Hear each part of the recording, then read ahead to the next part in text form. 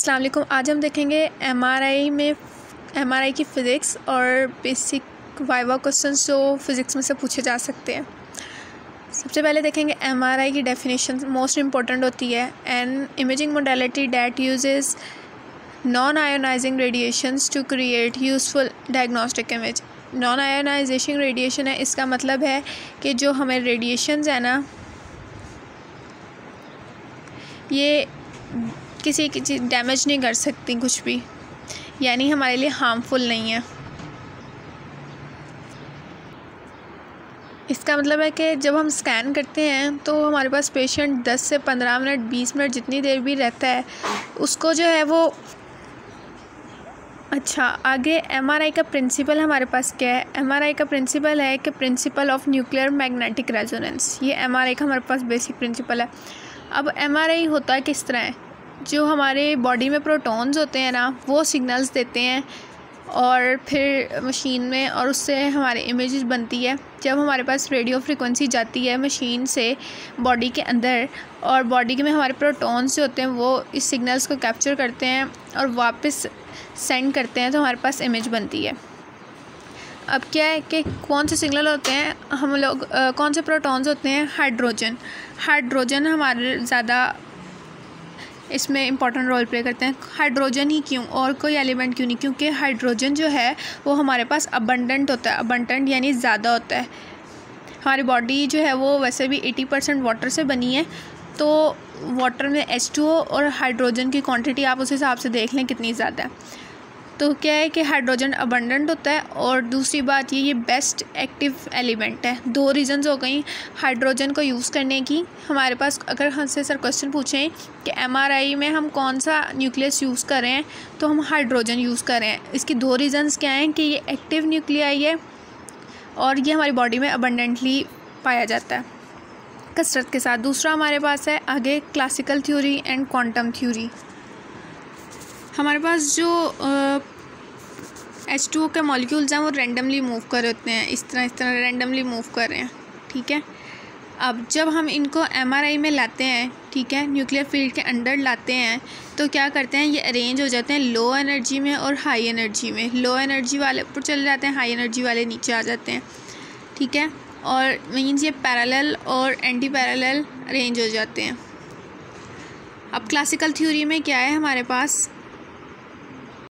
Classical theory में हमारे पास ये है कि ये जो है ना वो पैरेलल अरेंज हो जाएंगे, ठीक है,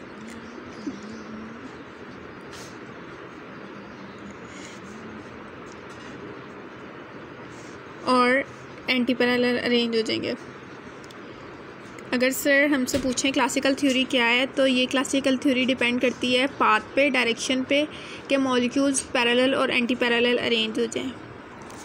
इसके बाद दूसरी बात है क्वांटम थ्योरी। क्वांटम थ्योरी किस पर डिपेंड करती है, हर सारे मॉलिक्यूल्स की एनर्जी हाई भी हो सकती है, लो भी हो सकती है, ठीक है, दोनों एनर्जीज हो सकती हैं। तो क्वांटम थ्योरी में हमारे पास ये एनर्जी वाइज जो है वो अरेंज हो जाएंगे।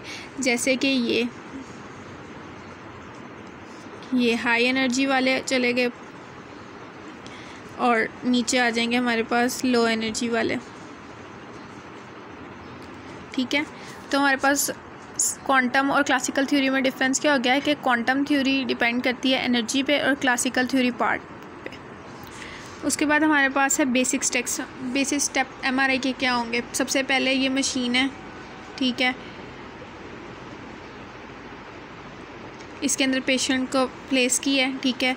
हमने जब स्कैन ऑन किया तो RF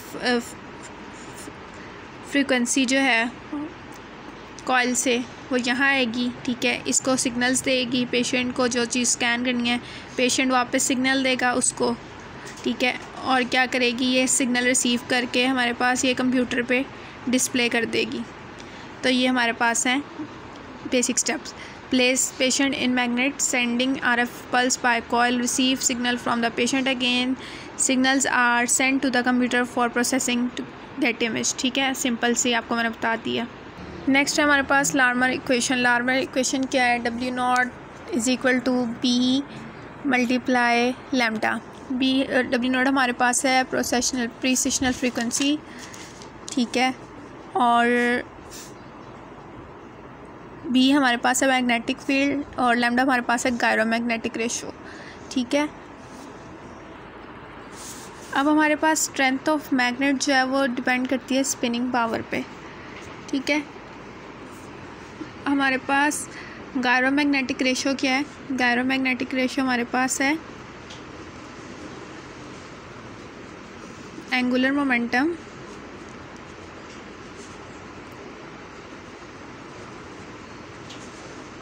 over magnetic momentum.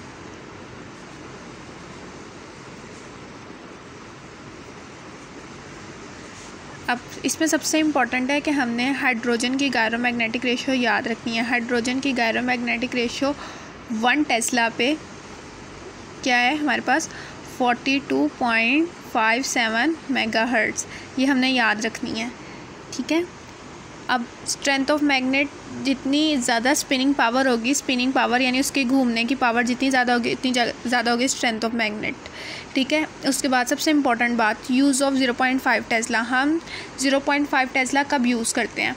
0.5 Tesla हम स्टैटिक स्टडीज़ के लिए यूज़ करते हैं।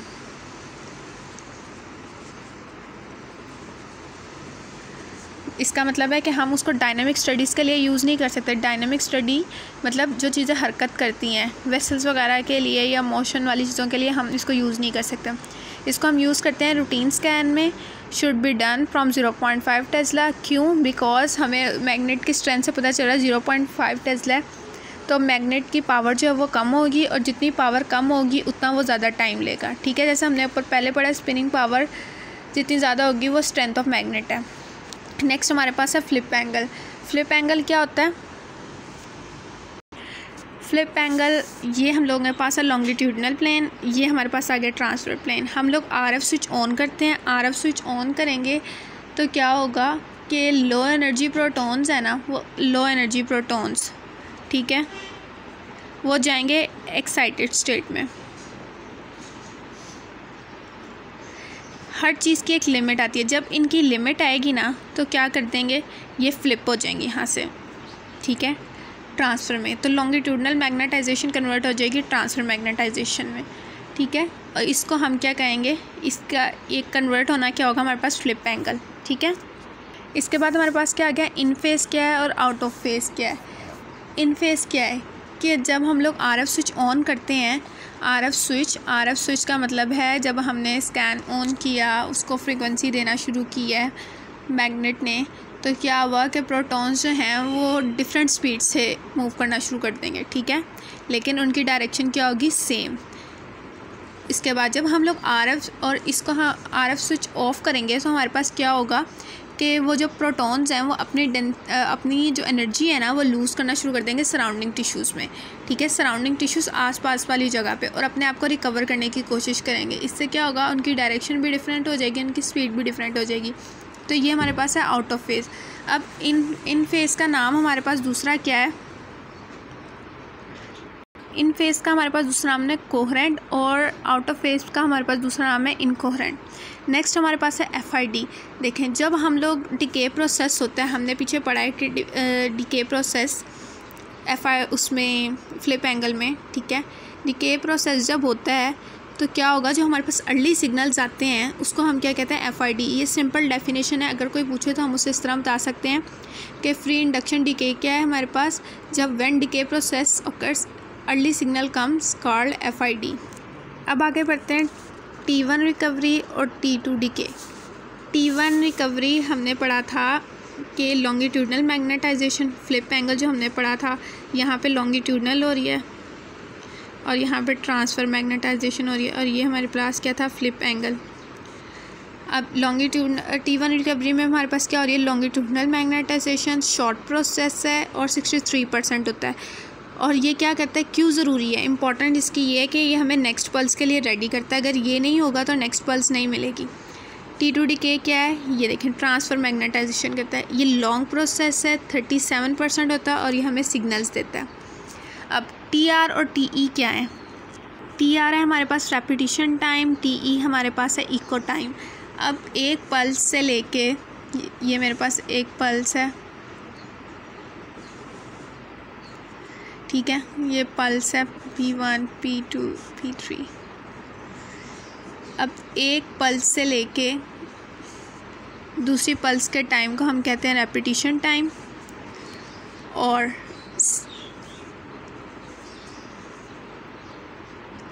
एक सिग्नल से लेके दूसरे सिग्नल के टाइम को हम कहते हैं टाइम टू इको। ठीक है,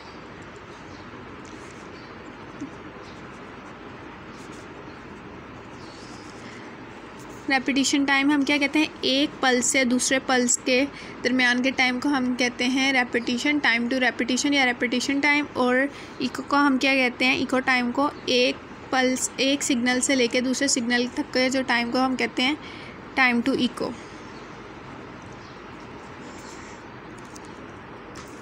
ठीक है, time between two excitation pulse,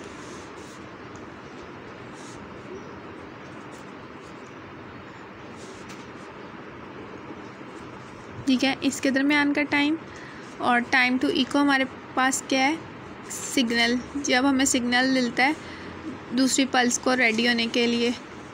ठीक है, ये टाइम हमारे पास क्या है, टी। अब डिस्क्रिप्टिव टर्मिनोलॉजीज़, अब हमें जो हाई सिग्नल्स नज़र आएंगे वो हमारे पास क्या होते हैं, हाइपर इंटेंस। हम लोग उसको MRI में कहते हैं हाइपर इंटेंस। जो इंटरमीडिएट नज़र आएंगे उनको हम कहते हैं आइसो इंटेंस। और जो लो कंट्रास्ट डार्क या सिग्नल नज़र आएंगे ब्लैक, उनको हम कहते हैं हाइपो।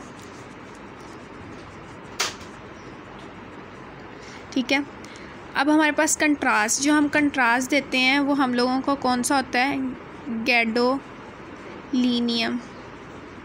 ठीक है, GD। ठीक है, हम एडिशनल चीज़ देखने के लिए कंट्रास्ट देते हैं। ये क्या है, a paramagnet substance which produces very high signals on T1। ये हमने याद रखना है, कंट्रास्ट हम T1 के फेज़ में ही देंगे, T1 में ही हमें कंट्रास्ट नज़र आएगा ज़्यादा बेटर। क्या इस तरह देते हैं, थ्रू IV देते हैं, IV इंट्रावीनियसली। साथ हम बॉडी के दूसरे पार्ट से भी दे सकते हैं, मतलब हम जॉइंट से भी दे सकते हैं कंट्रास्ट अगर ज़रूरत पड़े तो। और हमने याद रखना है गैडोलीनियम की हाफ़ लाइफ हमारे पास है 20 मिनट्स।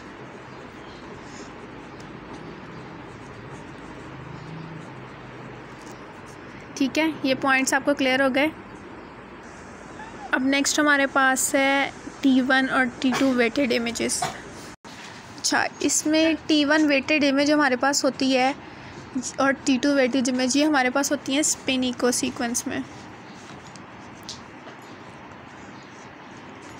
दो हमारे पास सीक्वेंस होती हैं, एक स्पिन एक ग्रेडियंट, लेकिन स्पिन में हमारे पास आती हैं T1 वेटेड इमेज और T2 वेटेड इमेज। ठीक है, अब T1 वेटेड इमेजेस में क्या होता है कि इसमें हम लोग जो है वो एनाटमी अच्छी देख सकते हैं।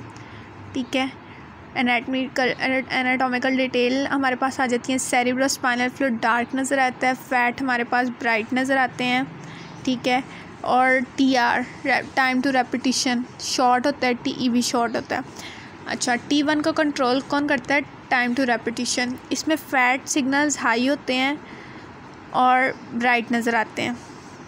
ठीक है, ग्रे मैटर हमारे पास डार्क ग्रे नज़र आता है और वाइट मैटर हमारे पास ब्राइट नज़र आता है। ठीक है, अब हम इसकी इमेज एक बार देख लेते हैं। अब ये हमारे पास इमेज है, ये देखें, ये जो फैट है हमारे पास ब्राइट नज़र आ रही है। ठीक है, ये अंदर सेरिब्रोस्पाइनल फ्लूइड हमारे पास नज़र आ रहा है डार्क, और ग्रे मैटर हमें नज़र आ रहा है ग्रे, और वाइट मैटर भी हमें नज़र आ रहा है डार्क। हमें पता है वाइट मैटर अंदर होता है, ग्रे मैटर बाहर होता है। ठीक है, तो ये T1 सीक्वेंस हमें क्लियर हो गई। इसके बाद है T2 वेटेड इमेज। ठीक है, T2 वेटेड इमेज में क्या है कि इसमें पैथोलॉजी पता चलती है, वेस्कुलर डिसीज़ पता चलती हैं। इसमें CSF ब्राइट होता है और फैट होती है ब्राइट ग्रे, TR लॉन्ग है, time to repetition, time to frequency भी लॉन्ग है। और T2 को कौन कंट्रोल कर रहा है, TE। इसमें जो है वाटर्स के हाई सिग्नल्स होंगे और जल्दी अपेयर हो जाएंगे T2 पे। ठीक है, ग्रे मैटर इसमें ब्राइट होगा और वाइट मैटर इसमें क्या होगा, डार्क। अब हम इमेज देखते हैं। इमेज में हमारे पास ये देखें, फैट जो है हमारे पास डार्क और ब्राइट ग्रे है, ठीक है। अंदर वाला हिस्सा वाइट मैटर जो हमारे पास है वो ग्रे है, और बाहर वाला आउटसाइड जो ग्रे मैटर है वो हमारे पास है ब्राइट। CSF वेंट्रिकल्स में हमें क्या नज़र आ रहा है, ब्राइट नज़र आ रहा है, ठीक है। अच्छा, अब एक और बात, ये T2 इमेज हमारे पास है फैट सेट के साथ, इस पर फैट सेचुरेशन लगी हुई है, इसमें इसलिए हमें फ़ैट जो है वो डार्क नज़र आ रही है। अगर वैसे हमारे पास T2 इमेज में फ़ैट सेट नहीं लगा होगा तो वो ब्राइट नज़र आएगा। समझ आ रही है आपको मेरी बात, कि फ़ैट सेट लगा होगा तो ये हमें जो है ये ब्राइट नज़र आएगी। फैट सेट नहीं लगा होगा तो हमें जो इमेज है ना ये हमें ब्राइट नज़र आएगी। अब जैसे एक नी वाली स्लाइड्स में बहुत सारी ऐसी हैं जिसमें फ़ैट सेट नहीं लगा हुआ और उसकी जो फ़ैट है वो ब्राइट नज़र आ रही है। वो इसलिए नज़र आ रही है क्योंकि T2 में फ़ैट ब्राइट ही नज़र आती है, लेकिन इसमें हम खुद फ़ैट सेट लगा देते हैं। नेक्स्ट हमारे पास है प्रोटॉन डेंसिटी। प्रोटॉन डेंसिटी हमारे पास क्या होती है, इसमें हमारे पास फ़ैट को सुप्रेस करते हैं। फ़ैट को सुप्रेस करेंगे तो हमें क्या नज़र आएगा, फ्लूइड नज़र आएगा, ठीक है। इसमें हमें मसल्स जो हैं वो डार्क ग्रे नज़र आएंगे, ठीक है, डार्क ग्रे। ये हमने डिफरेंशिएटिंग पॉइंट याद रखना है प्रोटॉन डेंसिटी का। और हम प्रोटॉन डेंसिटी को ब्रेन में यूज़ नहीं करते हैं, ठीक है। ब्रेन में अगर हम यूज़ करेंगे तो किस लिए यूज़ करेंगे, डार्क एंड वाइट मैटर देखने के लिए, ठीक है, क्योंकि फ्लूइड देखने के लिए हम ये करें ना बेसिकली। और ये किस लिए यूज़ होता है, use for ligaments and joints, ठीक है। तो ये कहाँ कहाँ यूज़ होगा, लिगामेंट्स और जॉइंट्स हमारी बॉडी में जहाँ जहाँ होंगे वहाँ ये यूज़ होगा। अच्छा, अब T1 का इफ़ेक्ट अगर हमने ख़त्म करना है तो हम क्या करेंगे, TR टाइम टू रेपिटेशन को लॉन्ग कर देंगे। T2 का इफ़ेक्ट ख़त्म करना है तो क्या करेंगे, टाइम टू इको को हम शॉर्ट कर देंगे, तो क्या होगा, हमारे पास T2 का इफ़ेक्ट ख़त्म हो जाएगा। अब इसमें प्रोटॉन डेंसिटी की इमेज हम देख रहे हैं, इसमें हमारे क्या हुई है, ये फ़ैट हमारे पास सुप्रेस्ड हुई है और हमें क्या नज़र आ रहा है, ग्रे मैटर और वाइट मैटर हमें नज़र आ रहा है इसमें ब्रेन में, ठीक है। ग्रे और वाइट मैटर देखने के लिए बेसिकली हमने ये की हुई है। उसके बाद हमारे पास है फ्लेयर। फ्लेयर क्या होती है, somehow with T, somehow with T, ठीक है। अच्छा, इसमें जैसे हमने पढ़ा था कि उसमें T1 में हमारे पास किस तरह नज़र आता है, वाइट मैटर और ग्रे मैटर। हमने पढ़ा था T1 में हमारे पास ग्रे मैटर ग्रे डार्क नज़र आता है और वाइट मैटर ब्राइट नज़र आता है। लेकिन फ्लेयर में यहाँ हमारे पास डिफरेंट है, ग्रे मैटर जो है वो नज़र आएगा ब्राइट और वाइट मैटर डार्क, लेकिन फ़ैट जो है वो उसी तरह हमें ब्राइट नज़र आएगी और फ्लूइड जो है वो भी हमें क्या नज़र आएगा, डार्क, ठीक है। और ये किस लिए होता है, मूविंग फ्लूइड को सुप्रेस करता है। फ्लेयर में हमारे पास क्या होता है, TR और TE लॉन्ग होते हैं। हमने पढ़ा था पहले TR और TE लॉन्ग किस में होते हैं, TR और TE लॉन्ग होते हैं हमारे पास T2 में, और यहाँ पे T2 से भी ज़्यादा लॉन्ग है। अब ये देखें, फ्लेयर में हमारे पास फ़ैट ब्राइट आ रही है, CSF डार्क आ रहा है, अंदर जो हमारे पास है वाइट मैटर वो भी डार्क आ रहा है, लेकिन साइड्स पे जो ग्रे मैटर है वो आ रहा है ब्राइट, ठीक है। अब हम डिफ्रेंशिएट कर सकते हैं इमेजेस को। उसके बाद हमारे पास आता है स्पिनिको सीक्वेंस। स्पिनिको सीक्वेंस में हमारे पास दो आती हैं, एक कन्वेंशनल, एक टर्बो। कन्वेंशनल हमारे पास क्या होती है, 90 डिग्री की पल्स देते हैं, ठीक है। लॉन्गिट्यूडनल कन्वर्ट होती है ट्रांसफ़र में, देन अगेन दोबारा फिर लॉन्गिट्यूडनल में कन्वर्ट होती है, ठीक है। इसकी हमने एंगल याद रखना, 90 degree to 180 degree to 90 degree, ये हमने एंगल याद रखना है, ठीक है। इसमें होता क्या है, हम लोग 90 डिग्री की पल्स यूज़ करते हैं एक्साइटेशन के लिए पहले, ठीक है, और 180 डिग्री की यूज़ करते हैं रीफेजिंग के लिए,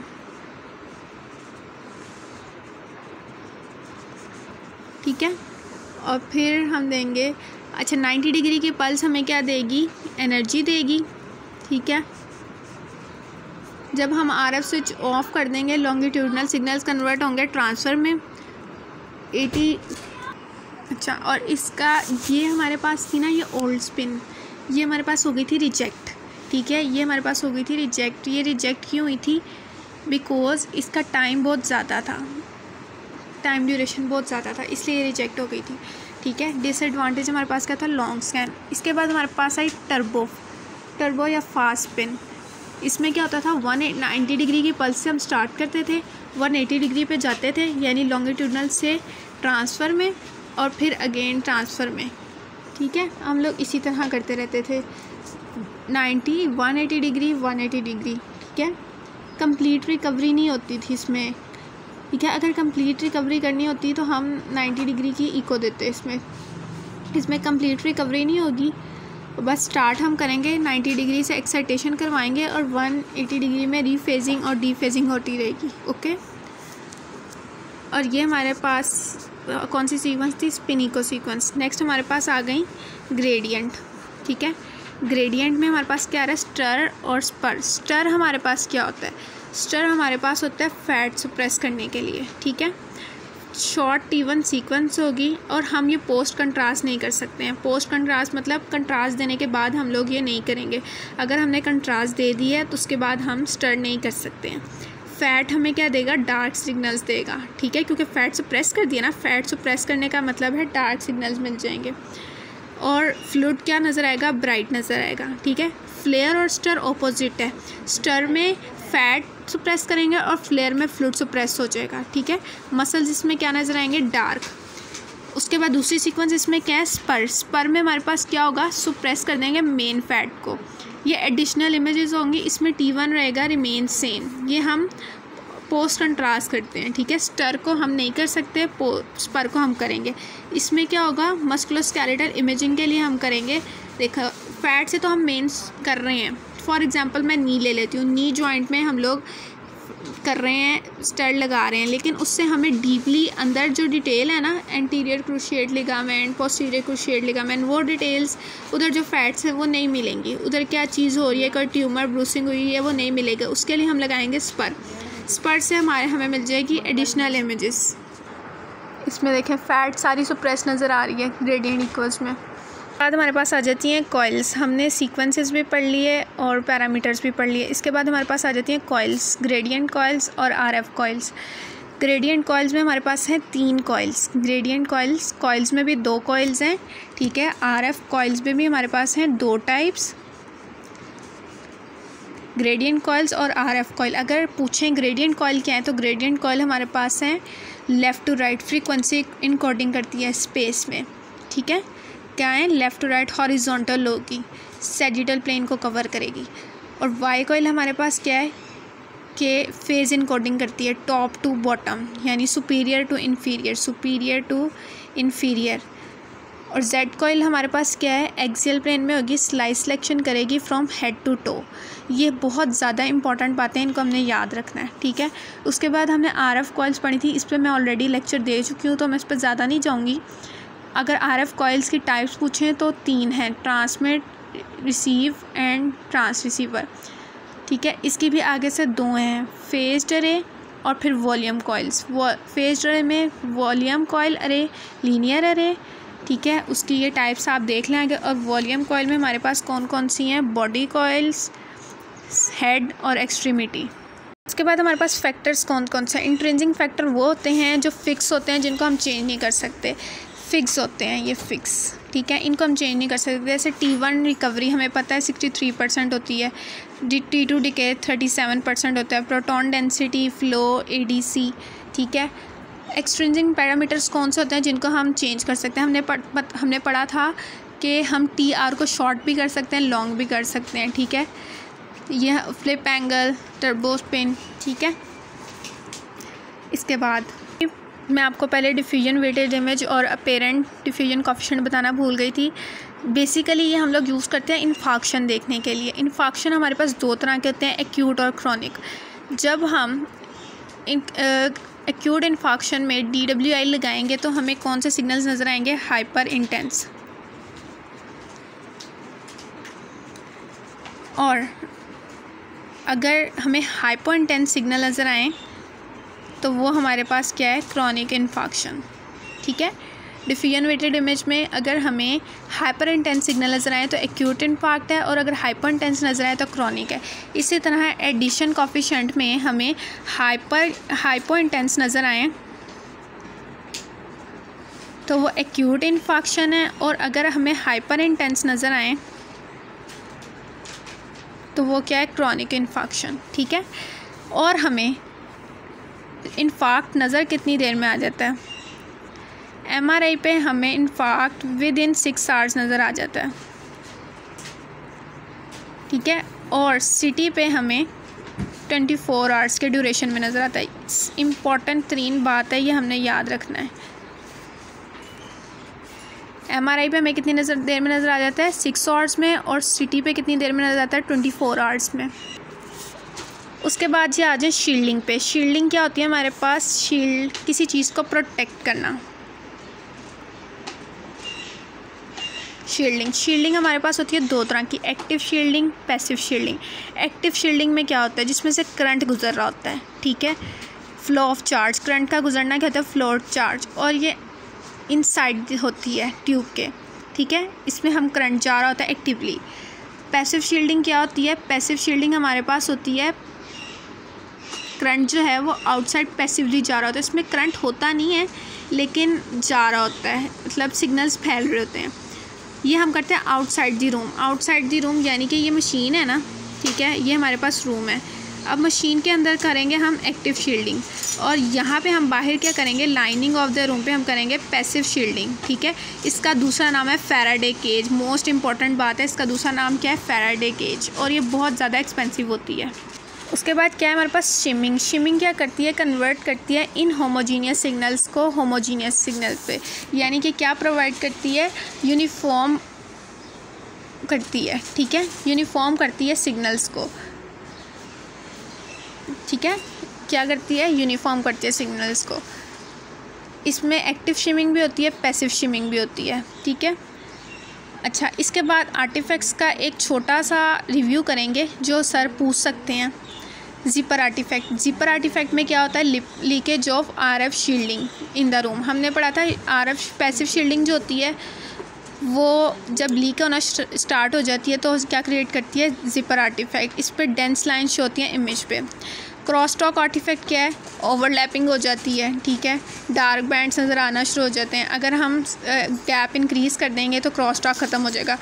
केमिकल शिफ्ट से पता चल रहा है कि सिग्नल्स में प्रॉब्लम आ रही है। Interference between fat and H2O signals. ठीक है, रैप राउंड आर्टिफैक्ट, इलिएजिंग आर्टिफैक्ट। ये किस लिए था? FOV हमारे पास स्मॉल हो। ठीक है, एरिया जो हमने कवर करना है, अगर वो हमने सही तरह कवर नहीं किया, स्मॉल ले लिया, तो उससे क्या होगा? हमारे पास रैप राउंड आर्टिफैक्ट आ जाएगा। इससे क्या करेंगे? करेक्शन क्या होगी कि FOV ज़्यादा कर देंगे तो ये हमारे पास क्या हो जाएगा? ठीक हो जाएगा। मिस मैपिंग आर्टिफैक्ट या गोस्ट मैपिंग आर्टिफैक्ट क्या होता है? मोशन की वजह से, ऐसी इनवॉलेंट्री मोशन जो हम कंट्रोल नहीं कर सकते हैं उस वजह से होता है। ठीक है, chest motion, pulsatile motion, swallowing. उसके बाद है ट्रंकेशन आर्टिफैक्ट। ट्रंकेशन आर्टिफैक्ट क्या होता है? Due to under sampling of data. हमारे पास डाटा पूरा नहीं आ रहा, लो और हाई सिग्नल्स आ रहे हैं इमेज पे। ठीक है, उसकी वजह से क्या है? इमेज हमारे पास सही तरह प्रेजेंट नहीं हो रही। उसके बाद है मोरिस फ्रिंज आर्टिफैक्ट। इसमें ज़ेब्रा लाइन्स हमेशा होती हैं, इंपॉर्टेंट है। एक हमारे पास है शेडिंग आर्टिफैक्ट। शेडिंग आर्टिफैक्ट में हमारे पास क्या होता है? इन होमोजेनिटी ऑफ मेन कॉइल। ठीक है, मेन मैग्नेटिक कॉइल जो लगी होती है ना, उसमें इन होमोजेनिटी आ जाती है।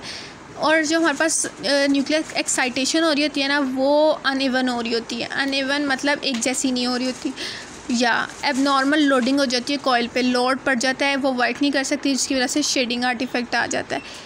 इसमें क्या होता है कि loss of intensity in one part of the image. उसके बाद सेफ्टी जोन्स हमने पढ़ा था, हमारे पास 4 होते हैं। Zone 1, zone 2, zone 3, zone 4। Zone 1 में कोई भी जा सकता है, फ्रीली एक्सेस होती है। जोन 2 में हम पेशेंट की हिस्ट्री लेते हैं, उसे प्रिपेयर करते हैं, कंसेंट फॉर्म साइन करवाते हैं। जोन 3 में हम एप्रन उसका चेंज करवा देते हैं, करवाना हो तो। और जोन 4 MRI रूम होता है।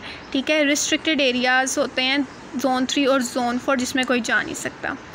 इक्विपमेंट में हमारे पास MRI मशीन होती है 0.5 टेस्ला, 1.5 टेस्ला, 3 टेस्ला। आज हमारे पास जो यूज़ होती हैं वो 1.5 और 3 टेस्ला यूज़ होती हैं आजकल हॉस्पिटल्स में।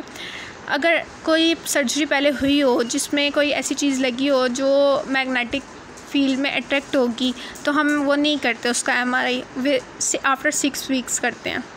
ठीक है, हम कंट्रास्ट जो यूज़ करते हैं वो गैडोलीनियम देते हैं, जिसकी हाफ़ लाइफ हमने पढ़ा था 20 मिनट्स होती है। तो ये हमारे पास हो गई थोड़ी सी फ़िज़िक्स। बाकी मैंने अपने लेक्चर्स अपलोड किए हुए हैं, आप वहाँ से भी देख सकते हैं। Thank you.